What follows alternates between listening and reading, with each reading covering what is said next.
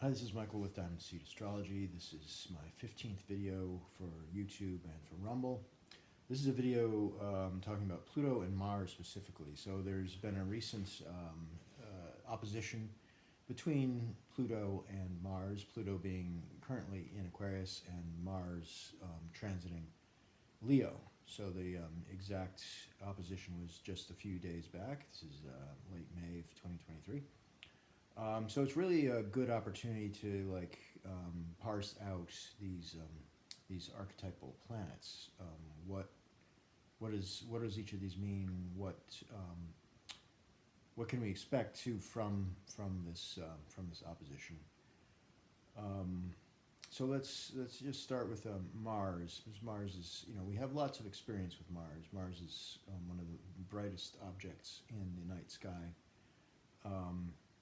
Mars is, has a certain color, it's got a certain movement, it's got a certain synodic cycle, which means it goes into retrograde at certain, relatively predictable times and for relatively predictable lengths of time. And we can compare the retrograde cycles of Mars to the inner planets, Venus and Mercury, and we can compare it to the further out planets that are visible, of course, being Jupiter and Saturn. So the metaphorical constructs that we've have a consensus on with regards to Mars have been established due to its movement, due to its color, due again to its synodic cycle, and Pluto, by contrast, is it's a relatively recently discovered planet. It's at the edge of the solar system and occasionally wanders outside of the Kuiper belt. So it's actually sometimes it's completely outside of the solar system. Pluto is a strange blue object that takes 246 years approximately to go around the sun, and it's invisible to us. It was discovered through a telescope, a high-powered telescope in the 1930s. So Pluto was discovered around the time of the development of Freud's advances in psychology, and that seems to be very synchronistic that Pluto was brought to into our consciousness at that time, and I think it's a I'm not the first astrologer who said that, but I think I have some rather different ideas about what's going on overall. These planets, they've been in competition essentially for the rulership of the sign of Scorpio, and we really need to look closely at what these planets are going to do. The fact that we haven't known about Pluto doesn't mean it's necessarily less important in the universal scheme of things with regards to, in comparison to Mars. They're both obviously, important objects.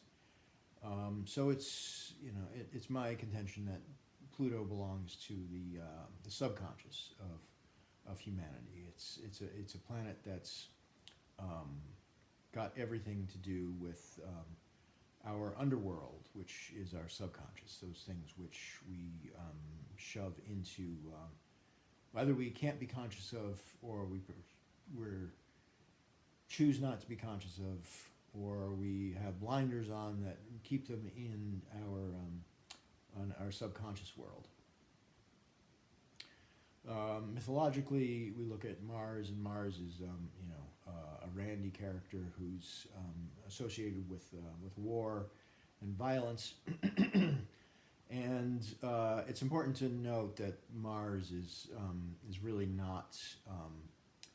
The war idea is it's not inaccurate, but at a more base level, Mars is the basically he is the sharp edge of the masculine. If we look at the the doctrine of sect, which is a ancient astrological doctrine. We'll see that the the night sect is the more feminine sect, which is occupied by the luminary, the moon, Venus, and Mars, which is interesting because we have two classically, overtly feminine archetypes in this sect, and then we have Mars, who's overtly masculine, but he's in the night sect, and he is considered the lesser benefic.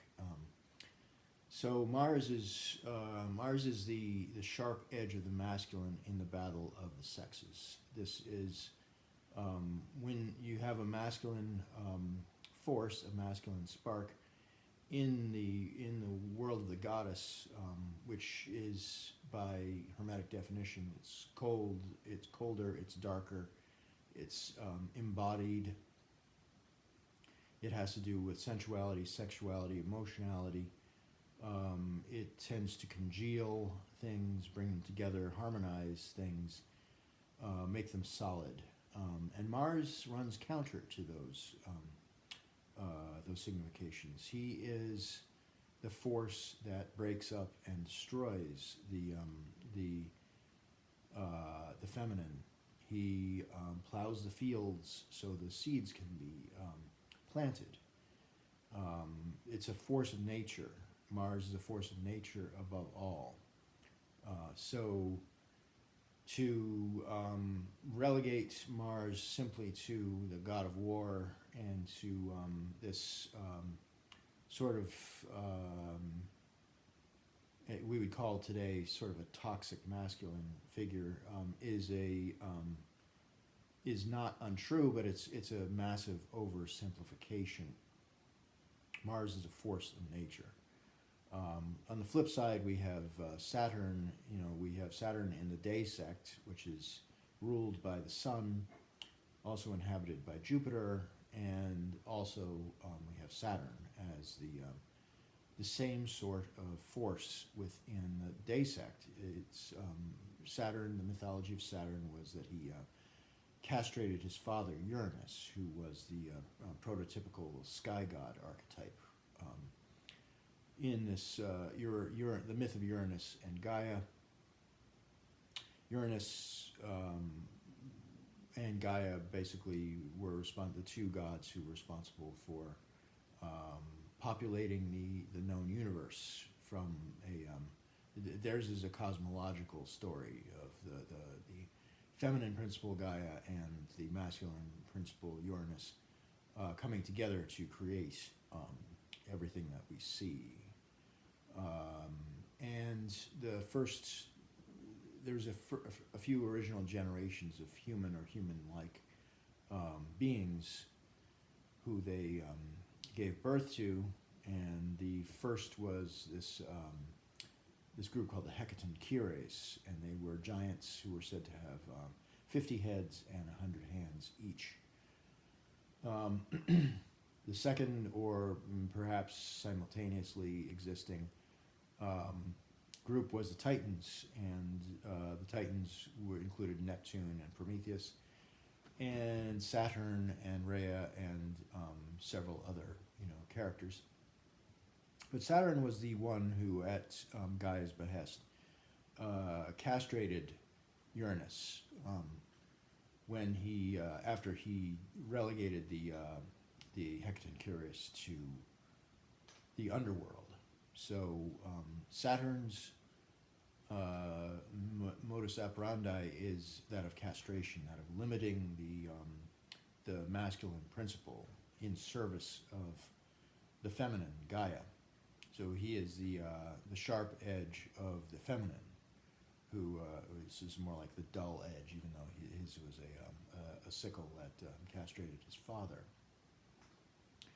So we have these two, Saturn and Mars, working at cross purposes. Essentially, one is a force of nature that limits the expansiveness and the light of the masculine, and Mars breaks up the solidity and over-harmonization of the feminine. So where does Pluto come into this? So Pluto, as I said, was discovered later, and the mythological Pluto was obviously the abductor of Persephone. He is the character who was the lord of the underworld, which is an interesting, also a very interesting characterization, because goddesses of there always were goddesses representing hell and the underworld. To have the underworld represented by a masculine archetype was a very interesting juxtaposition. But there are other figures within within Greek mythology and several other mythologies that have, say, more than one, a masculine and a feminine ruler of hell. So Pluto, the myth of Pluto, he conspires essentially to abduct Persephone, who's characterized as this very innocent and unsuspecting goddess who was picking flowers and wearing white robes and being attended to by her maidens, her servants. So there's this.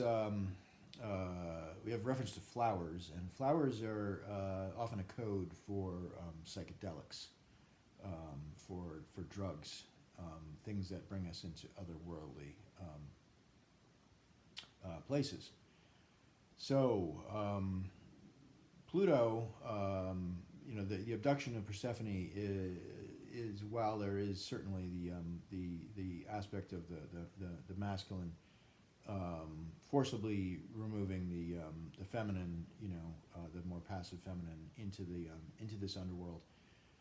This is obviously also a metaphor for the life force itself being brought into the dark half of the zodiac from the fertile half of the zodiac, which is in the northern hemisphere, begins in Aries at the vernal equinox and goes through the summer, where everything is fertile, everything is the life force is above ground, it's productive, and then after the equinox, approximately, of course, depending on where you live, the life force begins to descend underground, where there's a harmonization of things, the competition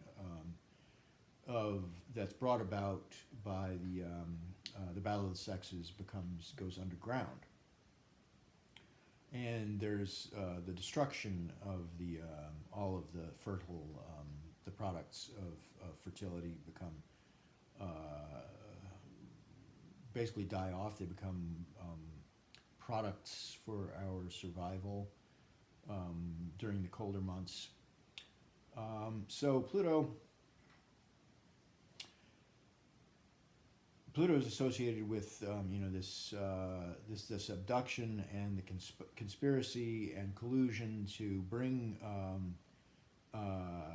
Persephone underground. So that is associated with the sign of Scorpio, which is not incorrect, but there's something a bit deeper going on here. Why the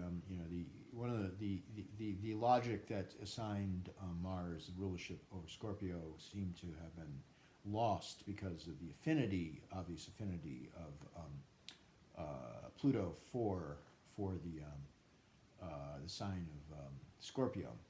But the sign of Scorpio also needs to be broken down and taken to its most basic level, which is again, so the life force of the life force is in a descent in Scorpio season. It's going down into the root of the planet, and it's a time of year when if there's any sort of toxins or any sort of impurities that are going to go into the root of the plant, that the plant or the tree of life must get rid of them before they if there's invasive spores of fungi or other impurities that might get into the root and then potentially kill the organism. Just like the white blood cells in the human system, the plant's defenses, chemical defenses, must react and work towards purification. So that is the actual basic signification of Scorpio. So does Pluto do those things? Does Scorpio, if we're going to assign rulership of Scorpio to Pluto, does he do that? Does he try and get rid of those things that would compromise the integrity of the plant? Well, maybe, but we know quite well that that's exactly what Mars does. Mars is, in traditional astrology, he's considered to be in his house joy in the sixth house, which is the house of health and routines, among other things, pets and slaves and a few other significances. So Mars actually really is at his peak when he's doing this sort of work. Even though Scorpio is, if you think about the natural zodiac, Scorpio is the eighth house in a natural zodiac, and Virgo is the sixth house. You can see that you have to divorce yourself of that natural zodiac logic for a bit, because we don't consider Mars to be in his joy or in an exalted place in Virgo, but he is in the sixth house. So these things are they need to be parsed out. We cannot, and I don't think we should think that Pluto is the would be able to, the archetype who is this sort of scheming and as the Plutonian, as his name would suggest, character. He is not going to be the one who would be actively fighting for and removing toxins from the body of the plant. And there is a destructive element to this time of year when and you can think about it, that the plants, that annual plants, they die off on the outside. They become they turn brown, and they are those things that can't make it through the winter. They die off to the extroverted world, while their life continues in the introverted world, in the root underground.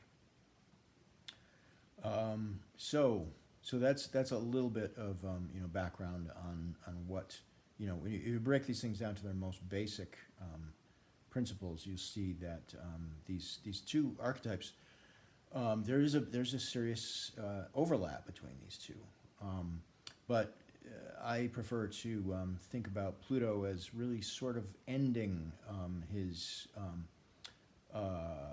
realm. Really ends at our subconscious.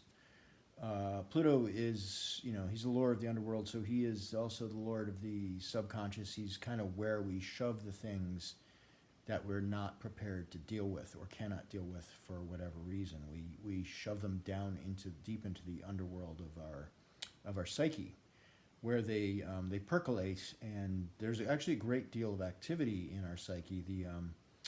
The brain doesn't turn off at night. It's actually equally active when we're dreaming, when we're asleep, as it is during the daytime.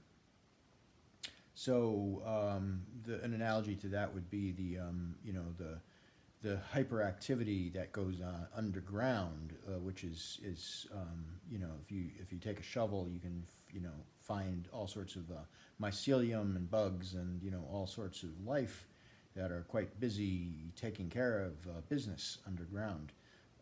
And that's the same metaphor for our subconscious, that there's all this stuff that is actively being dealt with, but some of it escapes. Eventually, we actually, as painful as it might be, we hope that a lot of it actually erupts from the subconscious into the conscious world where we can deal with it. So the using our example of why Mars is the rules Scorpio. Mars again is in the night sect, so he's dealing with this more subconscious realm. The solar realm is the more reasonable and rational, but Mars works in the realm of the goddess. But he is attempting to individuate us, to separate us, to protect. Works with our ego, or is part of our ego, which is protecting our individuality and protecting ourselves against falling into a sublimated and group-oriented being, a collectivized, feminized being that is a very dangerous state for us when we allow ourselves to be relegated to a second place and giving over our power to the group, to the demos, to the crowd. We leave ourselves in a very dangerous place, because the crowd doesn't actually ever advocate for our individual best interest. All of the lovely sounding verbiage about the greater good and the collective, the interests of the collective are extremely easily abused, and the collective is only served by individuals who, a collective is only served by individuals who are fiercely protecting their own interest and able to compromise, able to reason with, able to come together in, and defend and advocate for themselves. That is a healthy collective, so to speak. The collective is a very slippery concept that needs to be constantly scrutinized, because it's easily absconded with in the Plutonian sense. So, so that brings us to our actual signs in which these archetypes are opposing each other. So Leo is the sign ruled by the sun, and Leo is a place of individuation. It's one of the highest places of individuation. It's the highest place of the sun, which leads us by example. It shows us visually what we need to be and how we need to be. It does not particularly concern itself with the collective. It's about what can be seen. It's about what's largely about what's rational, what's reasonable, but it very much protects the self. The sun wants to see us be shining examples of our best self, and in opposition, and this is where Mars is. So this really doubles down on the individuation and separation, seeing this from that, being able to rationally discern one thing from another, and also separating oneself out forcefully from the crowd. This is Mars and the Sun have a very copacetic relationship, which can be traced from the very beginning of the year.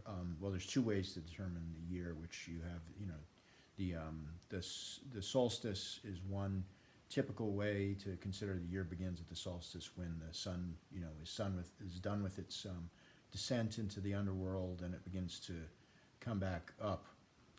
That's the the solar year begins the 21st of December, and we celebrate on the 25th because that's when there's visible motion for the sun. It actually visibly appears to get bigger, or the days appear to get longer, rather.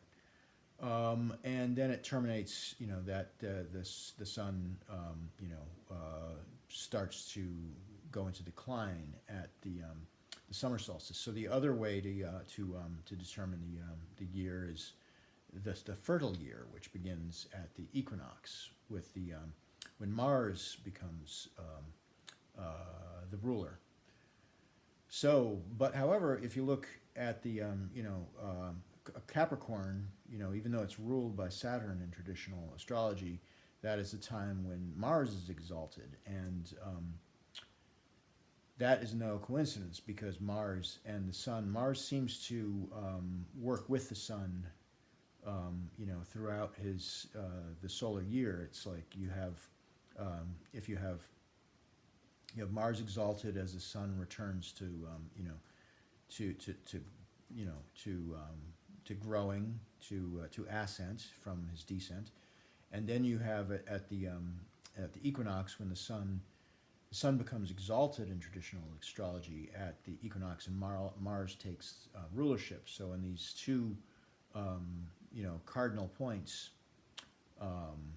you see Mars is there. So Mars is advocating for or working with the Sun in these two extremely masculine places. Well, shall we say, the spring begins. It's the time of year when the fertility is in ascent, and also the Sun is in ascent. So that's a doubly masculine time of year, and this, it makes sense because the Earth itself is at its most receptive. The Sun has started to melt the ice in the northern hemisphere, and the Earth itself is at its most receptive of the warmth of and the Martial concept again is that of separation. The breaking up of the Saturnian ice. That's a sort of the conspiracy between the Sun and Mars to do this, which again leaves the Earth very fertile to be inseminated with the seeds, and it at the same time animal life is becoming very oriented towards reproduction, shall we say. So Leo in traditional astrology is the reception of Mars, because he's hosted the exalted Sun in Aries. He is then received in Leo. So this is this really doubling down on the masculine, the bravado potentially, the celebration of the self, the kinetic heat of Mars, which is Mars is a masculinity that is based in resistance and to breaking up again of overly feminized paradigms. So we have potential for Mars. Certainly, he can go over the top in Leo. This can be too much, and depends again upon the paradigm in which we live. So at different points in time, masculinity has been viewed differently. It's been tolerated or even celebrated in times past. However, in our current day and age, masculinity is not celebrated. It's considered highly toxic, and we have people like, you know, the Orange Man Bad, who is, whatever you think of him, has been the brunt of a, you know, the killing of the king. Essentially, is what we've seen in the media of this character, and most of the, you know, the I have no particularly particular dog in this game, you know, this in this horse race or whatever, you know, for mixed metaphors.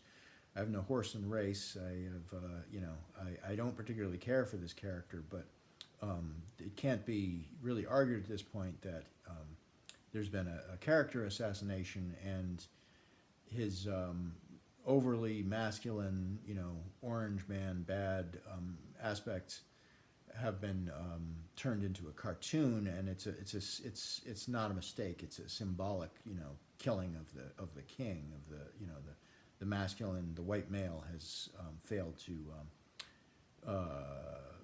give us the, you know, what we want. So we're gonna, you know, sacrifice him on the altar of equity and sustainability and diversity, so to speak. Which, so on one hand, we have this strong potential for this this masculine bravado, this over-the-top representation of the masculine, and on the other side, we have Pluto in Aquarius, which is a pretty dangerous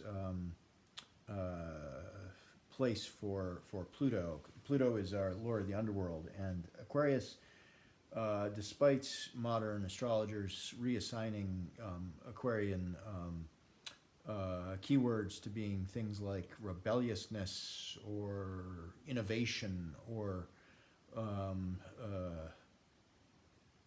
quirkiness and all these things that are, there are elements of those things in Aquarius, but they're mostly wrong. It's mostly an overlay from the fact that Uranus has, as modern astrologers have been beating this drum of Uranus being all about technology and authenticity, and those things are not untrue, but they don't belong in Aquarius. Aquarius is all about the crowd, and you cannot separate winter signs out from the winter.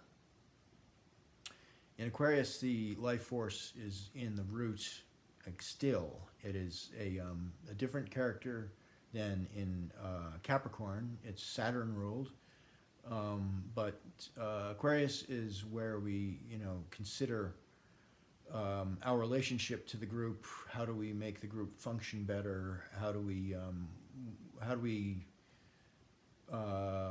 look at society's norms and conventions, and how do we, you know, maybe we improve upon them, or maybe we, you know, enforce them.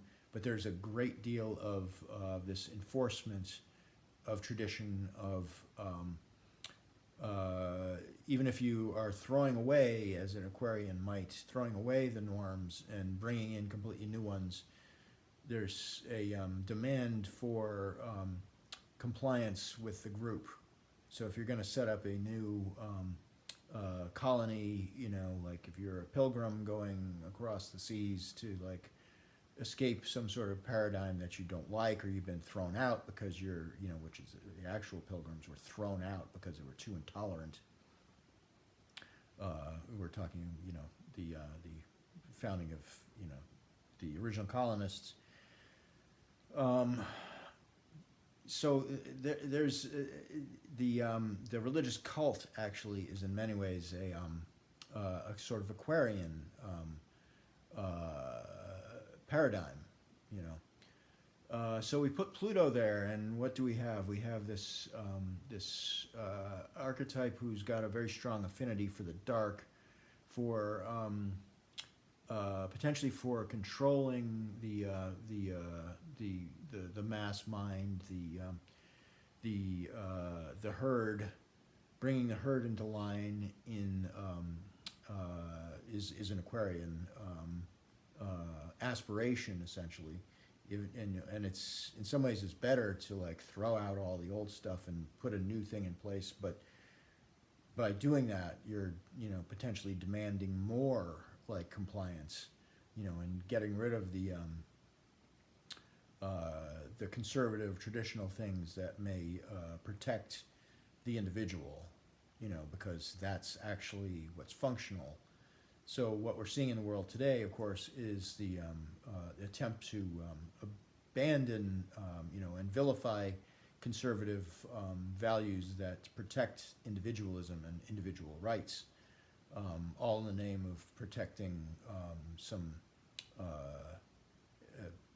allegedly oppressed minorities, who may or may not realize they're being exploited by those who would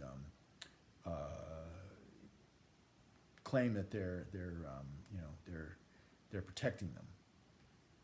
So Pluto in that place is, this is the place of the social engineer. I'm not I don't want to. I'm not completely attacking Aquarians.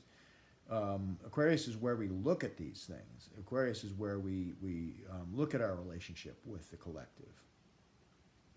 It can go off the rails, and this archetype of Pluto in Aquarius has great potential to go off the rails, because it's not going to tell you what it's doing. It will just do it, and it will do it very slowly over time. It will attempt to enforce the paradigm quietly and subconsciously, and with a great deal of manipulation, potentially.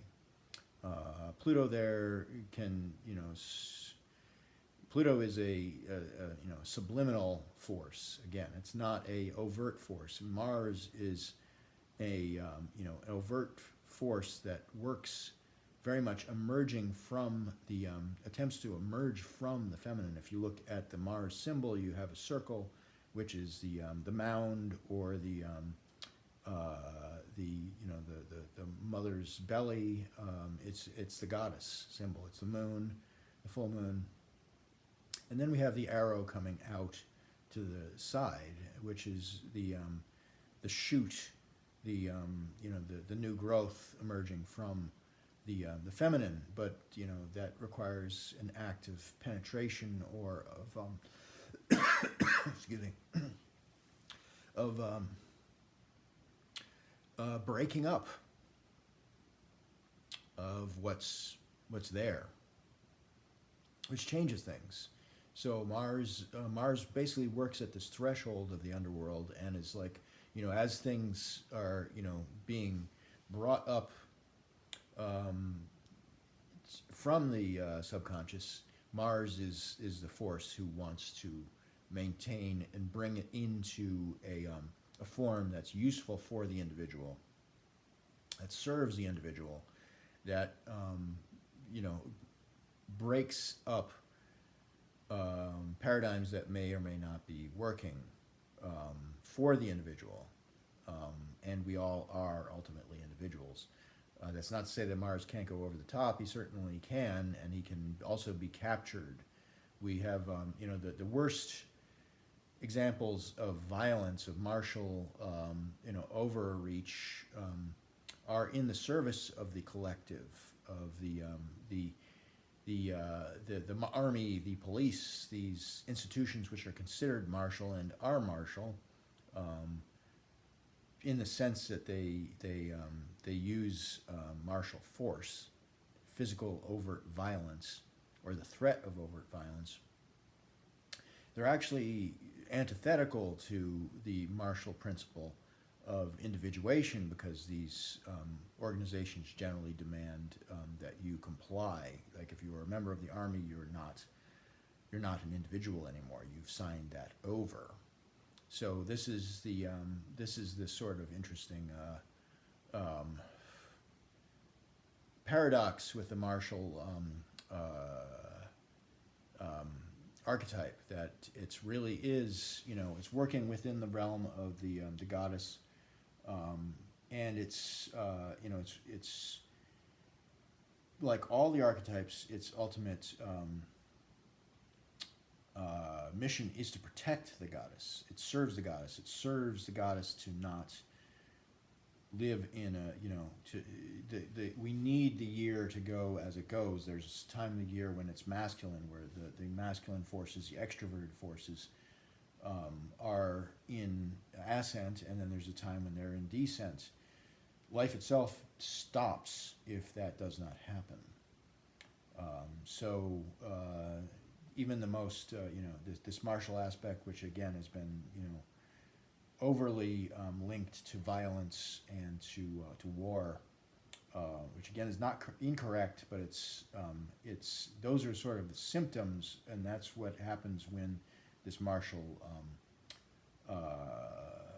archetype, this impulse, is not, when it's folded into a collective, and it's used by the state generally to crack down on people who are non-compliant. So that is our little spiel about Mars and Leo, and Pluto in Aquarius. Pluto is again very slow moving. It's an object that's way the hell out at the edge of the solar system. Mars is close to us, and we are, Mars is deep in our conscious, and Pluto is, it's always been there, as far as we know, but it's not. It's something we need. We need a computer program and a telescope to to tell us where it is. These are very different things. They're not, they work in somewhat the same territory, but they're radically different. And I hope this is helpful. Let me know. We'll do some more videos, sort of explicating my ideas. So, as you may have noticed, this is, I am a traditional astrologer. I've studied Hellenistic astrology, and some other eras. But I believe that ancient astrology was, ancients were far more sophisticated in their understanding of psychology than we give them credit for. The Platonic emanations, the ideas of emanations, of archetypes emanating from a sort of an unmoving Godhead, a pantheistic sort of concept. I think there's, it's at least my thesis, and I'm defending a concept that's far more psychological rendering of ancient astrology, and year-based, season-based, and fertility-based overall. This is the term fertility. It's used by some ancient and medieval astrologers, but it's my contention that fertility was the central tenet of astrology, and all of the archetypes arise from their relationship to the goddess, the fertile goddess. All right, that's it for now. This has been a long video, and I thank you for watching.